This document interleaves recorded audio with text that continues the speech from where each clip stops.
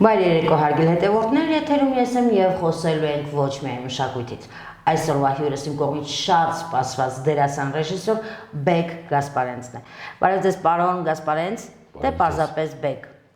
Ոնց հարմար է։ Ես ուրախ եմ ձեզ հյուրընկալել մեր տաղավարում եւ երկար սպասված հյուր եք ինձ համար պիտի ասեմ, ինչպես եք։ Շնորհակալ եմ հրավերի համար, փառք Աստծո։ Միշտ ասում եմ փառք Աստծո լավ։ Լավ։ Խոսենք բոլորովին վերջերս Երևանում տեղի ունեցած ձեր ֆիլմի պրեմիերայի մասին, որը կոչվում է Բարի մարդիկ եւ Վիլյամ Սարոյանի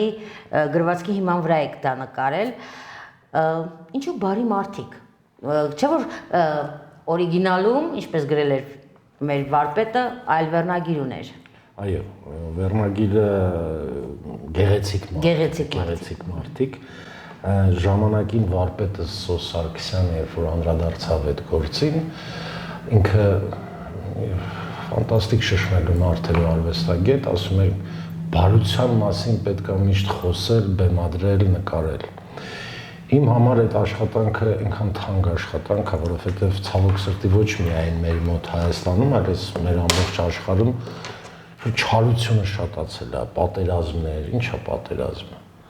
Այնտեղ հենց գործի մեջ ասում են թույլ մարդիկ են հրահրում պատերազմ, վախկոտ ու թույլ մարդիկ։ Եվ այդ չարությունը մի օր պետք է վերանա, դե կվերանա երևի, բայց ես որպես մտածող մարդ, որպես արվեստագետ փորձեցի անդրադառնալ Սարոյանին, փորձելով բարություն գոնե էկրանից բարություն տալ մարդկանց։ Մի հոգի որ դուրս գար դահլիճից, մի քիչ հոգին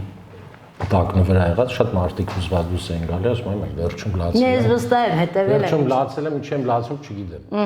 Այսինքն մեջ ինչ-որ մի բան արտանում։ Իհարկե։ Դե Դուք բազում ֆիլմերի ռեժիսոր եք եւ կարծում եմ բացահայտում չեմ անի մեր հետևորդների համար, եթե ասեմ 40 աստիճան 44 աստիճան ֆիլմի եւ ներկայացման ռեժիսորը եւս դուք եք եւ պիտի ասեմ թերևս ամենահուզիչ ներկայացումն է եղել իմ կյանքում կամ ամենահուզիչներից երկրորդը կամ առաջինը, հա, այդքան սակավ, որ ես դահլիճում ձայնով լաց եմ եղել եւ աղջիկս հետեւի շարքում իմ ձայնը լսել է։ Ես շնորհակալ եմ ձեզ այն հույզերի, այն ապրումների համար։ Ես եւ կարծում եմ 44 աստիճանը բոլորիս տանն է։ Ցավոք սրտի ես այդ ներկայացումը 23 տարի առաջ որ բեմադրում է, ըստ Տիգրան Հայրապետյանի պատմվածքի հիման վրա է դա։ Այդ ներկայացումը շատ երկար կյանք ունեցավ, մինչև այսօր խաղում։ Մինչև այո, Եվ ցավոք սրտի ինքը արդիական է դեռ։ Ինքը դեռ մարդկանց մոտ այդ արտագաղթի թեման կա։ Եվ միշտ մենք բոլորը սպասում ենք, չէ՞, որ գնում է դուրս միշտ սպասում ենք, որ պետք է վերադառնա, միշտ վերադարձ պետք է լինի, իսկ վերադարձի համար մեր հայրենիքն է ամենակարևորը, որ մենք գիտենք ուր ենք գալիս։ Կարևորը բանալին թողնում են, հա։ Դե բանալին թողնելը, դե իհարկե, ինքը շատ հուզիչ։ Դուք վերադարձել եք երկար ժամանակով, մշտապես մնալու միտումով, պատմեք։ Մի բան ասեմ, Հայաստանը բոլոր հայերինն է։ Միանշան։ Եվ տարանջատել, ես ճիշտ է ծնվել եմ Հայաստանում, ես Հայաստանից երբ որ գնացի, ես սոցիալական պայմաններից ելնելով չեմ գնացել։ Այդ ամերիկյան երազն էի գնում տեսնելու, թե դա ինչ է այդ Ամերիկան։ Եվ ինչա։ Ոչ մի բան, ես չեմ տեսել այդ երազը, մի անգամ ասել եմ, ով տեսել է թող գա ինձ պատմի, կրկնվում եմ։ Ռեյ Չարլզով էի մեծանում, Սթիվի Վանդերով էի լսում ու տենց Ամերիկանից տարա, բայց դա չի նշանակում, որ ես խորտակվեցի կամ կուլ գնացի Ամերիկայի։ Ինչի եմ սա ասում, Հայաստանը բոլոր հայերինն է։ Այն հային, ով ասենք ծնվել է Բուենոս Այրեսում, Հայաստանը նաև Իրանն է։ Եվ այս տարանջատումը Սփյուռքի շատ հաճախ ասում են, դե ձեները տակ տեղից է դուրս գալիս, այդտեղ պատասխանը մեկն է, ձեները տակ տեղից որ դուրս գար, ընդհանրապես ձենը դուրս չեր գա, Խաղաղ օվկիանոսի ափին կպարկեր կքնել ու կասեր, այ ինչ ուզում ա թող լինի այդտեղ։ Իմ տեղը տաք է, իմ հացը կա։ Ես չեմ կարող առանց Հայաստան, չեմ կարող առանց իմ Երևան, չեմ կարող, որովհետև նախ ուզում եմ ներկայացում բեմադրեմ, նախ կինոյի սցեն պրոյեկտ ունեմ եւ ես ուզում եմ ստեղծագործել, այսօր շատ կարեւոր է որ ստեղծագործել, բեմադրել, խոսել, նկարել հայի մասին, հայ մարդու մասին, հայ կարոտի մասին։ Ես այսօր նայում եմ այսօր մենք ինքան հարց ունենք, որ մենք պետք է բարձրաձայնենք, իսկ արվեստագետի խոսքը ի՞նչն է, որ այդ հարցը բարձրացնի, բարձրաձայնի, որտեղ լռելը վատ բան է, ստրկություն է լռելը։ Շատ լավ։ Դուք թերևս տարեք իմ հաջորդ հարցին։ Շատ արվեստագետներ, նաև Սփյուռքում ապրող, նաև Հայաստանում ապրող, լռում են ամեն ինչ լինումը, իրենք լուր են։ Տենց կա արվեստագետների, մշակութային գործիչների, մտածողների, հա, ինչպես ասացիք, մի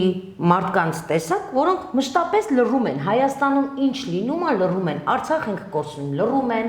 Եկեղեցին ենք փնովում, ուրիշ բառ չեմ ուզում ասեմ, մանրում, հա, կամ ինչպես ասում են, խուրդում, լռում են։ Ինչ անում են, բոլորը լուր են։ Ինչու են լուր։ Պարոն Գասպարյան, վախենում են օրվա հացից կտրվեն։ Ես մի քիչ կոլեգիալ եմ մարդը մի մեյությամբ, բայց սա այն դեպքն ամեն տարբերակն է, որ ասում են դե արվեստագետը չի զբաղվում քաղաքականությունով, ես համաձայն չեմ դրա հետ, մի պարզ պատճառով քաղաքականությունով չզբաղվելն էլ է քաղաքականություն։ Իհարկե։ Մի անգամ ասել եմ, չէ, նվագախմբի տղաների մեջ ասում են մուզիկան չզբաղվել պոլիտիկայով, բայց վերջում նվագում են այն երաժշտությունը, ինչ որ իրանց պետք էր քարոզել։ Դրա համար այսօր իմ համար լռելը իմ տեղը կարող եմ ասել, իմ բնությանը հարմար չի։ Ես միշտ բեմադրել եմ, բեմադրելու եմ, ասելու եմ, բարձրացնելու եմ այն արդիական հարցերը, որոնք այսօր հայ մարդու մասին է։ Ու այսօր մենք sense մենք վատ բան, ոչ թե վատ բան, այլ այսօր հասարակության մեջ քանդելով ընտանիքը եւ հերոսի օրինակ չունենալը, դա այսօր մենք տեսեք ինչ է կատարվում։ Մեր սերունդը եկող հերոսը ասում են բանն է, հարկ վճարողը։ Դա աբսուրդ է իմ համար, որովհետեւ հարկ վճարելը դա նորմալ բան է, որ քաղաքացին ես այս երկրի պետք է վճարես այդ հարկը, դա հերոսություն չի, դա նորմալ քաղաքացու, բա պետք է վճարես, բայց ապրում ես այդ երկրում, բա հարկերը պետք է վճարես։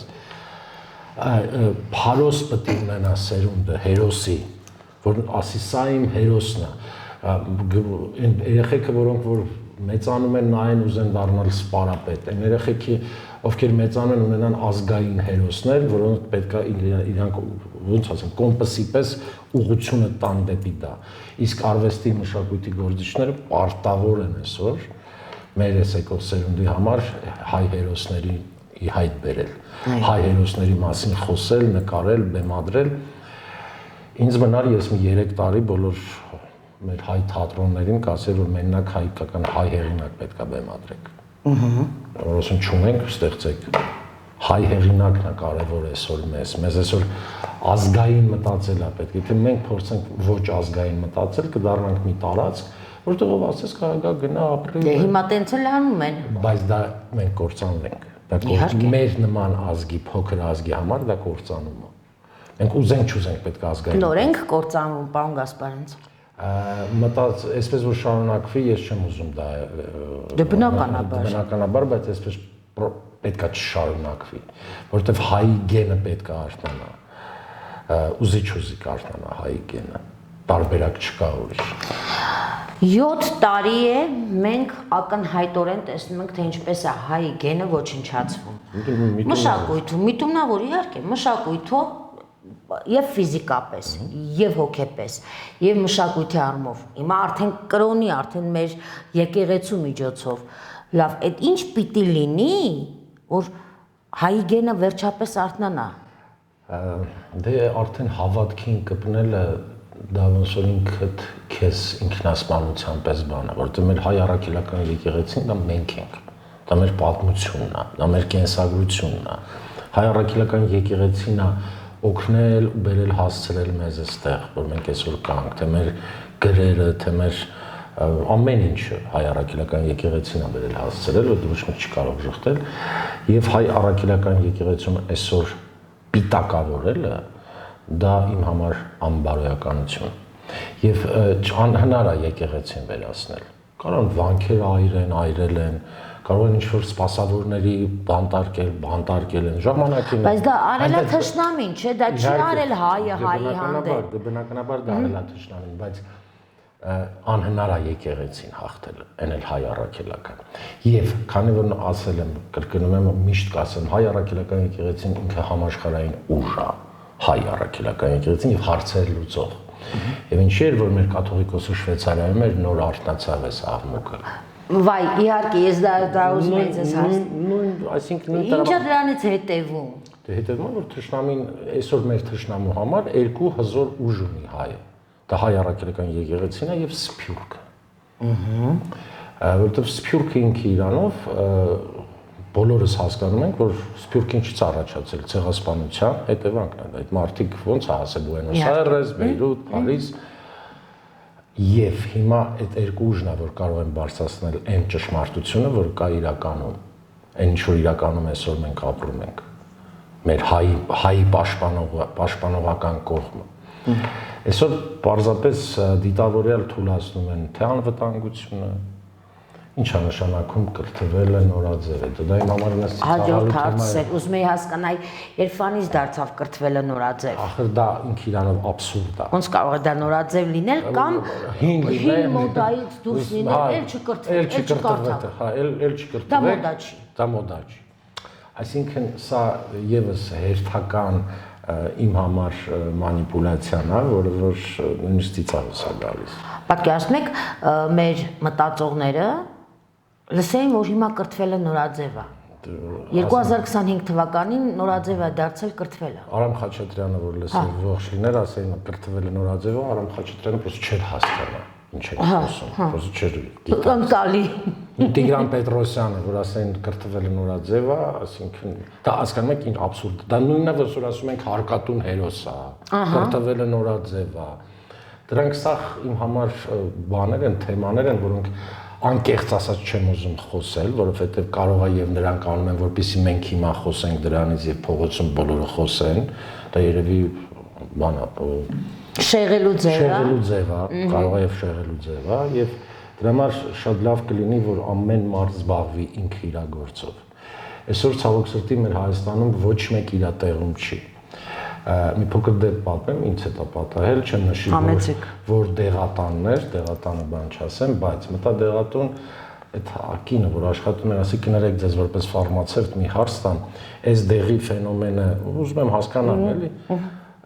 պաուզա տվեց, ասես գիտեք ինչ, ես այդտեղ աշխատող եմ։ Եվ այսինքն դա դրանով այսինքն ես հասկացա որ ինքը իր տեղը չի տեղ աշխատում ինքը ֆարմացևտն էլ երևի չգիտեր ինչա նշանակում իրան պրոստա երևի ասել են վալիդոլը այսքան է ցուցակը դրել են գինը այսքան է կուզեն տու կոմպյուտերով հա առաջացրած գինը դիմացի ինչա եւ ես իմ մոտ բան եղավ շատ վատ էր դա էլի իմ համար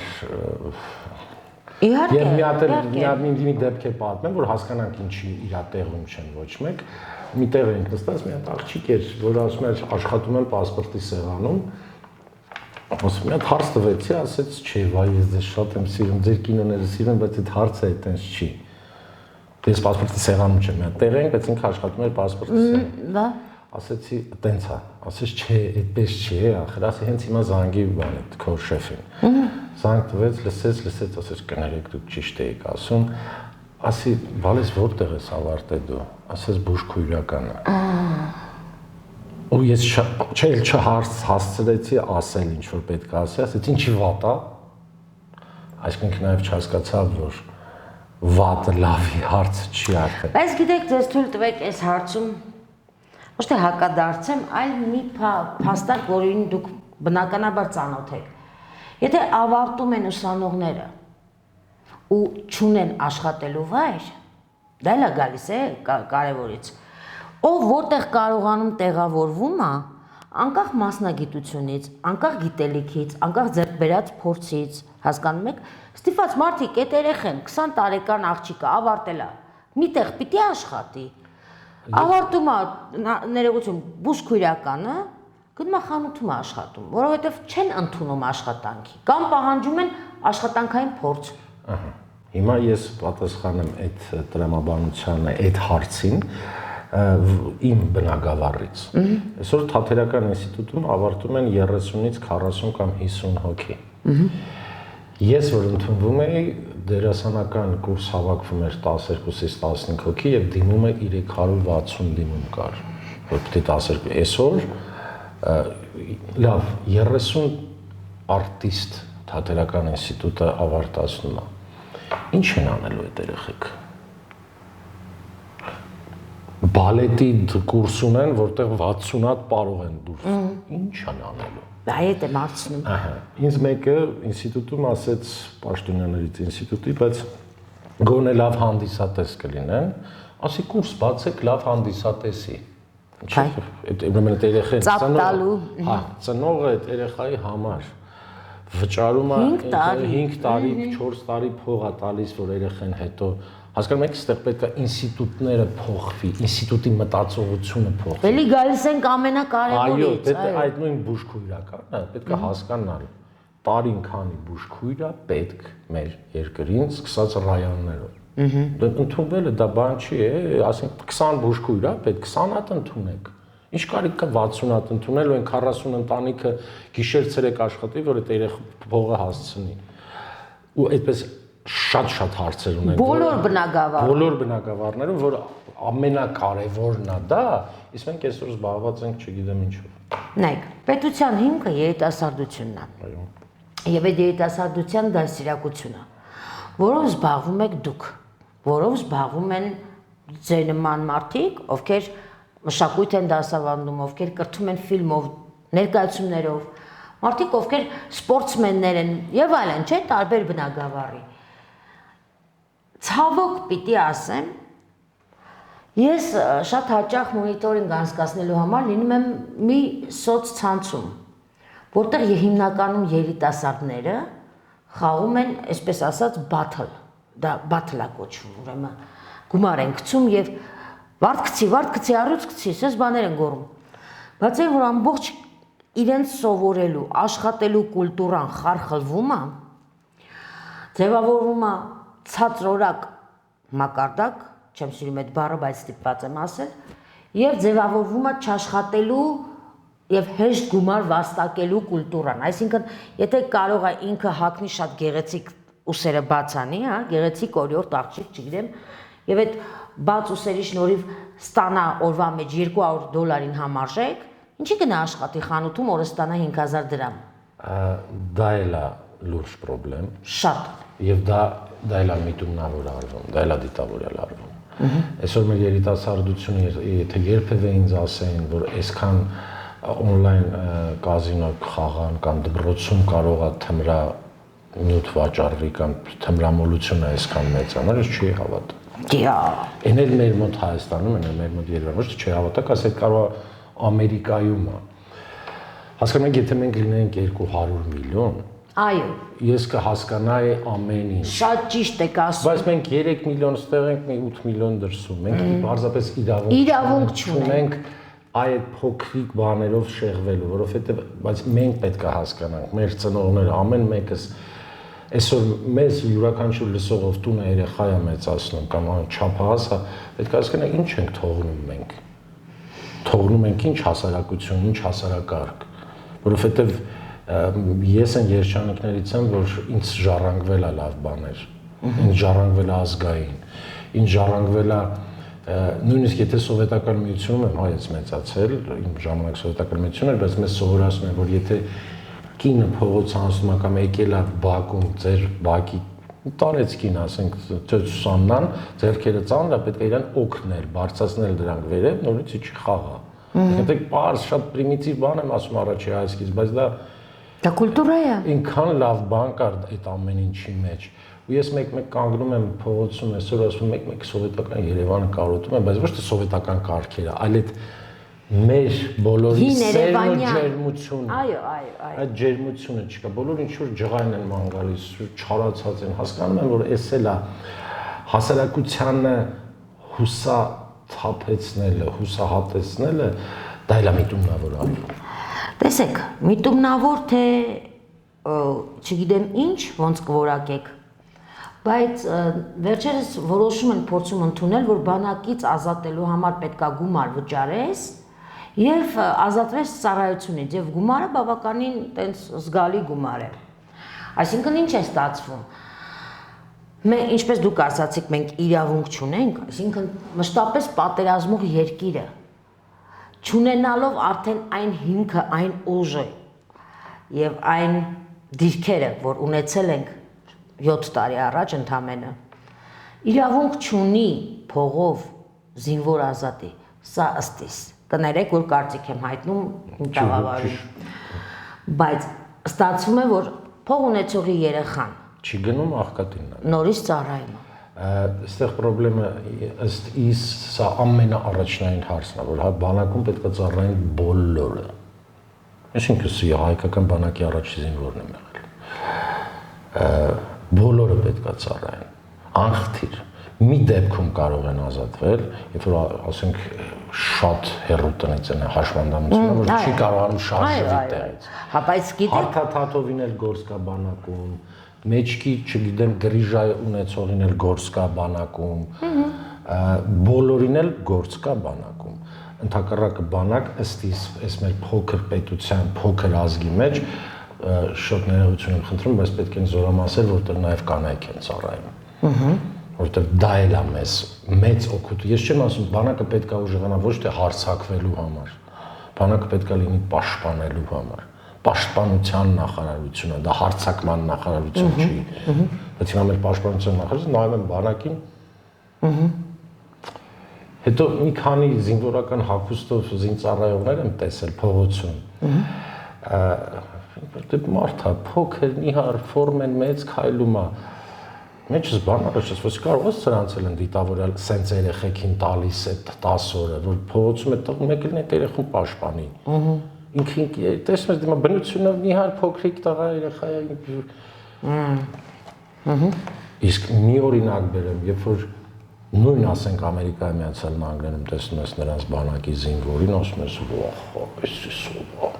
Ընդ որում նկատենք, որ այնտեղ պարտադիր չի։ Հա, բայց այնտեղ հերթ է, որ գնան բանակ, որովհետև համաշխատաբար այնտեղ ուրիշ սիստեմա է, որ չեն կարող համեմատվել։ Մեր համար բանակը պետք է լինի պարտադիր, սա իմ սուբյեկտիվ իմ կարծիքն էլ է, որովհետև կրկնում եմ, մենք իրավունք չունենք լինելով պատերազմող փոքր քանակությամբ երկիր, ունենալ չծառայող, ունենալ աղանդավորներ եւ եկեղեցուն անվանել Չուլան։ Մենք դրա իրավունքը չունենք։ Երբ եկեղեցուն մարդը անվանում է Չուլան, ինքը ով ուզում է լինի ինձ համար։ Թող մի հատ իր կողքինին, կողակցին, չգիտեմ, այդ տիկնոջի իր պարագայում, չգիտեմ, ինչ օրինական բանում է, հարցնի իսկ նորաձևա Չուլան բառը արտահայտելը եկեղեցու նկատմամբ։ Նա շարունակի հետագա իր մտքերը, գոհարները արտահայտել։ Խնդիրները այնքան բազում են, ես չեմ ցանկանում ծանրացնել մեր ծրագիրը, բայց այնուհանդերձ հեշտ էլ չեմ բաց թողնի ձեզ։ Չէ, խնդիր չկա, ես պարզապես ուզում եմ Չուլան իր ասածներին լուրջ չվերաբերվել էլ։ Բայց չեք կարող, հասկանում եք, եթե դա ասում է մի մարդ, ով երկրի վարչապետ է, այդ դա է մի տեղը, որտեղ հենց կարող դա էլ օգտագործվում։ Թեկուզ եւ ոչ իմ եւ ձեր կողմից ընտրված վարչապետ է, բայց ինքը ընտրված է, չէ՞, ինչ որ մի մարդկանց կողմից ընտրված է։ Դա էլ աբսուրդի երկրորդ կողմն է, ոնց կարելի է պատերազմը տանուլ տված գլխավոր հրամանատարին նորից գլխավոր հրամանատար ընտրել։ Չէ, նախ եկեք ասենք, որ ինքը ինքնուրույն պետք է գնար, արդեն պարտված գեներալը գնում է։ Այո, գնում է։ Գնում է։ Ոչ թե մնում է։ Ու գլխակոր է գնում։ Ու չի ասում արի կոֆե խմենք, հա։ Հա, դե դա արդեն ծաղրանքի առարկա է, երբ որ ես նայում եմ միջազգային ամբողջ բաներ, ոչ մեկ լուրջ չի վերաբերվում էլ մեզ։ Ես ասում եմ բանակցողը պետքա փոխվի ու շատ արագ։ Ոչ մեկ մեզ լուրջ չի վերաբերվում։ Պարոն Գասպարյան, ով փոխի։ Կոտրված մեջքով, կոտրված ստամոքսով, կոտրված աշխատավարձով ժողովուրդը գուցե, բայց եթե այդ ժողովրդին չկա տանող, տեսեք, ես միշտ ասում եմ, մի անգամ Ալեն Սիմոնյանը ճիշտ բան ասեց, ու ես դրա հետ համաձայն եմ, անկախ իմ մոտեցումից Ալեն Սիմոնյանին, ասեց ներկայիս ընդդիմությունը, մեզ շատ հարմար ընդդիմություն է։ Լավ, այսպեսի մի հարց տամ, կարող դուք հենց հիմա ինձ օգնեք, յուրաքանչյուր նորմալ պետության ընդդիմությունը, եթե ունենար նման իշխանություն, որը խաբում է ամեն օր ժողովրդին, վաղուց հեղաշրջումն եղել էր ու վաղուց իշխանությունը վերցրել էր ձեռքին։ Վերջ։ Ուրիշ հարց տամ, այս 7 տարվա մեջ, կարող ես չգիտեմ, իսկ կարող եթե դուք գիտեք, հիմա կասեք ինձ, այս 7 տարվա մեջ մեր ընդդիմությունը ինչ է արձանագրել։ Ոչ մի բան կներեք, ոչ մի բան։ Այն հաջողություն միալ, որ արձանագրվել է մեր ընդդիմության կողմից, ժողովուրդը ասի, տես, այս մարդիկ, այսինքն ինչ է սա կատարվում։ Դրա համար Ալեն Սիմոնյանն ասում է, մեզ հարմար ընդդիմություն է, շատ լավ, ստացեք ձեր միլիոնները, պահեք ձեր մանդատները, վայր մի դրեք ձեր մանդատները, թող երկար։ Հիմա անվստահության ստորագրահավաք, քվեն ուզում են եւ այլն։ Ինչ են հիմա անում։ Ինչի 7 տարի առաջ չէին անում, պատերազմից հետո չէին անում։ Ինչի կեսը համաձայն է, կեսը ոչ։ Ինչի կա տարաձայնություն մի բանի մեջ, եթե սա բաժակ է, սա գրիչ է, դա չպիտի այլևս քննարկվի եւ տարաձայնություն առաջացնի։ Ամերիկայի պես հզոր պետությունում երկու կուսակցություն են, հանրապետականներն ու դեմոկրատները։ Երբ որ հաղթում է դեմոկրատը, Բայդենը այն ժամանակ որ հաղթեց, հանրապետականները ընտրության երկրորդ օրվանից աշխատում են մյուս ընտրության համար, որ հաղթեն հանրապետականները։ Այսինքն դա պետք է 7 տարի առաջ արդեն ընդդիմությունը աշխատեր, որպեսզի իրանք հաղթեն։ Այս վերջի շրջանն է գալիս, նոր արթնանում են։ Չկա այդպիսի բան։ Աշխատանք։ Ընդ որում մնացել է 1 տարի, երբ լինի արդեն 2026 թվականի ընտրություններ արդեն լինի ավտոմատ կերպով։ Այսինքն այս 1 տարին արդեն չէին դիմանում եւ որոշեցին, ես հասկանում եք, ամբողջ խնդիրը կայանում է նրանում, որ չեմ հավատում։ Այ այդ Մի վերու, Ստանիսլավսկու մի վերու, չեմ հավատում։ Ու ինչի մեկը չի ուզում, մյուսը ուզում է։ Գիտեք ինչ ձեզ կասեմ։ Մինչև ձեր գալը, բայց վստահ եմ, որ հետևում եք, գիտեք։ Այստեղ անդադար ստորագրահավաքներ էր։ Փրկենք Արցախը։ 50,000 ստորագրություն, բոլորը նկարվեցին, Արցախը կորցրեցինք։ Դեմ եմ չգիտեմ ինչին, բան եւ այլն, ամեն ամիս մի նոր բան, դրան գումարած, անընդհատ ինչ-որ միտինգներ, հաղթում ենք, հեսա, մի ժամանակ ենք տալիս, դե լավ, ժողովուրդ անձրև է գալիս, ցրվեք տներով, հետո կհավաքվենք նորից 7 տարի ժողովրդին, ես ում հավատամ, ես քաղաքացիս։ Երբ որ սովետական միությունից անջատվում էինք, ստեղծվեց Ղարաբաղ կոմիտե։ Այո։ Եվ այդտեղ հավաքված են մի քանի մարդիկ, տասնյակ, որովհետև բուն առաջնորդը չկար, դուք հիշեք, այդպես առաջնորդ չկար, եւ նոր Լևոն Տեր-Պետրոսյանը ձևավորվեց որպես առաջնորդ։ Երևի հիմա պետք է այդպիսի մի կոմիտե, չգիտեմ, որտեղ բանիմաց մարդիկ են, ասենք դիվանագետն է, պատմական գործերով, պատմական գիտությունների թեկնածու է, չգիտեմ, որ պրոֆեսիոնալներ են, որոնք հավաքվեն, հասկանա, որ ժողովուրդը գնա այդ մարդկանց հետևից, որովհետև այսօր մի հոգու վրա դնել ինձ շատ հաճախ ասում են, լավ, բա որ սա չլինի, ով լինի, ասում եմ դու։ Ես ոնց, ասում եմ, բա սա ոնց։ Այսինքն դու քո մեջ, եթե դու չի, բա սա ոնց։ Բայց եկեք մի փաստել ընդունենք, հա, շատերը գնացել են, ընտրել են ներկայիս իշխանությանը միայն այն պատճառով, որ նախկինները գնան։ Այսինքն այդ երրորդ այլընտրանքայինը, կարծես այս ժողովուրդը չի տեսնում, ինչը ես չեմ հասկանում։ Լավ, այդ նախկին բառը իմ համար արդեն իմ համար է։ Ես եկեք ռեալ այսպես որպես հայ մարդ, որը պատմություն է նայում, սովորական հայ մարդ, գործից հոգնած, տուն եմ եկել, նայում եմ։ Ինչ է արել այս ղեկավարի ժամանակ, ասենք 8 տարի կառավարման ժամանակ։ Ինչեր ենք ունեցել, սովորական նայում եմ։ Եվ ինչեր ենք ունեցել։ Եվ հիմա եմ նայում ինչեր ունենք, ինչեր չունենք։ Չունենք։ Եվ այս ժամանակ ես արդեն նախկիններին բան չեմ կարող ասել։ Նախկինների ժամանակ ինչ կորուստ ենք ունեցել, կամ որ ասում են ինձ թալանել, ասում եմ, ի՞նչ դա թալանել։ Պաուզա են խփում։ Երկիր, ասում եմ, ի՞նչն են թալան, օդից բաներ մի ասեք, ապացուցեք։ Դե ես մեծ խոսում ենք, ապացուցեք, ինչի՞ չեք կարողանում ապացուցել։ Հերիք չէ ժողովրդին խաբեք։ Կամ ինչա նշանակում մարդ 7 տարի լինի իր գահի վրա, ու ասի նախկինները ժամանակին, համար դե հիմա ծիծաղելի է այդ իհարկե դա լուրջ չի, ախր հասկանում եք, ոչինչը լուրջ չի։ Եվ սա մի բանին է շատ ձեռնտու օգտակար մեր հարևաններին թշնամի։ Իհարկե։ Եվ ես մի բանից եմ ոչ թե սարսափում, այլ հիմա պարտավոր ենք բոլորս ազգային ու ազգովի մտածել, որովհետև ոչ Թուրքիան, ոչ Ադրբեջանը երբեք չի ուզի, որ սա փոխարինվի։ Իհարկե։ Երբեք, սա նվեր է։ Չեք հիշում իր համար երգ էին երգում։ Նվեր է։ Իրանց համար նվեր է։ Եվ ցավոք սրտի իրանք ամեն ինչ կանեն, իրանց բոլոր ռեսուրսները կխառնեն, որպեսզի սա մնա։ Այստեղ եկեք ազգովի մտածենք, թե ուր ենք գնում։ Թե այսպես քնելով ամեն օր ռեստորաններով քեֆ ուրախություն անելով, մենք այսքան հարցեր ունենք գինու փառատոն։ Այդ գիտեք ռուսերեն բանն է, պիր во время чумы։ Ասում եմ, այս ինչի վրա են ուրախանում։ Դուք տեսել եք քանակը։ Ես լուրջ գլուխս թեքեցի գնացի, որովհետև դա իմ համար։ Ես կադրերով տեսա, ես անգամ չեմ էլ անցել կողքով։ Չէ, չեմ անցել, ես պարզապես անցնում եի, տեսա այնտեղ ինչ են անում։ Գինի են խմում։ Պարում են, DJ են բերել, ուրախանում են բան, ու իրանց մեջ բթացնում են այս։ Հա, շատ մշակութային գործիչներ կային։ Գիտեմ, վստահ եմ։ Այո։ Հետո Իրանք այդպես քուլ վիճակների մեջ իմ գոլեգաներից շատերը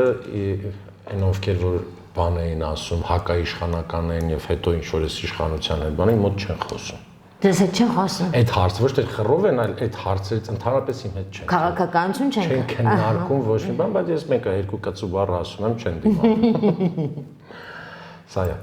Ինչ են կանելու, պարոն Գասպարյան։ Լավ կլինի բոլորս ամեն մեկս մեր գործի մեջ մեր պրոֆեսիոնալիզմը պահենք, բայց մինչև դա պետք է նորից եմ ասում արտանա հայի գենը։ Եթե մենք հայը կործանվի գնա կորի Եվ սովետական միությունը Արցախը տվեց Ադրբեջանին, Ադրբեջանում հայեր էին ապրում Արցախում, չէ՞։ Դրա համար 90-ական թվերին հնարավոր դարձավ Արցախը վերադարձնել։ Հիմա կարող շատ վատ բան եմ ասում։ Ես ոչ թե հույսս եմ կորցրել, այլ Ղարսում հայ չկա, դրա համար Ղարսը հիմա չեն կարող մենք հետ բերենք։ Ավելի ռեալ եմ նայում։ Ես էլ համաձայն եմ ձեզ հետ, ես էլ եմ։ Այն հեքիաթը, որ պետք է պատմեն, կամ հիմա պետք է բանակցողը փոխվի եւ մտածի 120-ից 150 հազար արցախցիների մասին ու արցախցիների վերադարձի, իսկ եթե դա ուշացավ, մուշում հայ չկա հիմա։ Մենք ոնց մուշ ուզենք։ Իսկ այն ժամանակ, երբ որ Արցախը տվեցին Ադրբեջանին, հույս կար, որ Արցախը կդառնա։ Այն էլ չտվեցին ավտոնոմ հանրապետություն էր Արցախը։ Դե հա։ Բայց էլ չկորցել, կորցնելու բան չկա, էլ ինչ պետք է կորցնենք։